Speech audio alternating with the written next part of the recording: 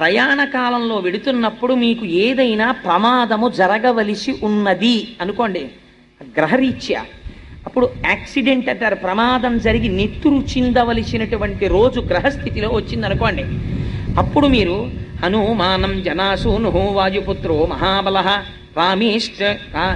రామేష్ట ఫల్గుణస్సక పింగాక్షో అమిత విక్రమ బుధదిక్రమణశ్చైవ అని ఆ నామాలుంటాయి. ఆ నామాల్ని మీరు ఒక్కసారి చదువుకునేవి ఎన్నో ఉండవు. ద్వాదశైతాని నామాని కపీంద్రస్య మహాత్మన 12 నామాలు.